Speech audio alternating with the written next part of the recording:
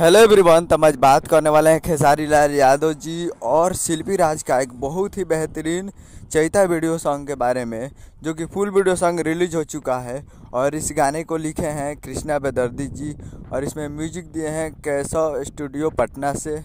और इसे गाए हैं खेसारी लाल यादव जी और शिल्पी राज जी, जो कि आपको स्क्रीन के ऊपर दिखाई दे रहा है। जिस सॉन्ग का टाइटल रखा गया है गतनिया बन के आजा, जिसका टाइटल है गतनिया बन के आजा। और ये फुल वीडियो सॉन्ग रिलीज हो चुका है, आज सुबह सुबह इसको रिलीज कर दिया गया है और ये आ चुका है। इसे आप जाकर देख सकते हैं सुजे रिकॉर्ड्स भोजपुरी यूट्यूब चैनल पे।